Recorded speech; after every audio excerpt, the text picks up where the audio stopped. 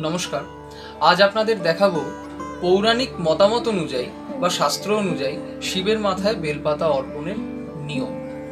প্রথমেই আমি ত্রিপত্র বেলপাতা চয়ন করে নিতে হবে, এটা সবচেয়ে গুরুত্বপূর্ণ।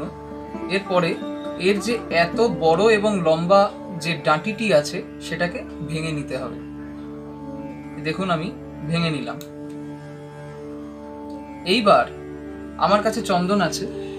প্রথমে শিবকে কি করতে হয়, শিবকে উল্টোভাবে বেলপাতা দিতে হয়। অ্যাকচুয়ালি এই সবুজ বা হালকা সবুজ যে রংটা সেটা ওপরে থাকে, ডিপ সবুজ রংটা সেটা শিবের মাথায় থাকে।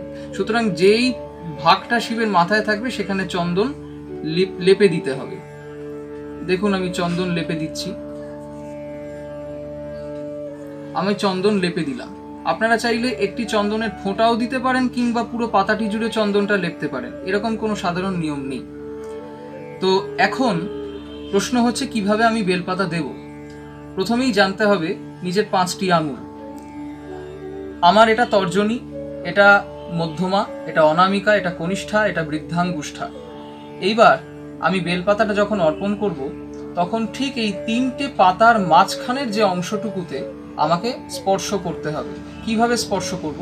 বৃদ্ধাঙ্গুষ্ঠটা যদি তলায় দিই আর মধ্যমা আর অনামিকাটা যদি এই রকম ভাবে দিই, ঠিক দেখুন এই রকম ভাবে দিই, এই 3টে আঙুল এইখানে সংযুক্ত এবং এই দুটো আঙুল আমার দিকে থাকবে। এইভাবে, দরকার হলে এইভাবে দিলে অত্যন্ত ভালো হয়। এই দুটো আঙুল যাতে আমার দিকে থাকে এবং ধরতে হবে বেলপাতাটি ঠিক এইরকম ভাবে ধরে শিবের মাথায় বা শিবলিঙ্গে অর্পণ করতে হবে। এটাই নিয়ম। দেখুন, ওম নমঃ শিবায়, ওম নমঃ শিবায়, ওম নমঃ শিবায়।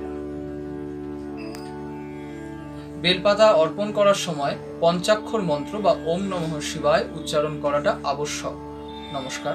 জয় শিব শঙ্কর।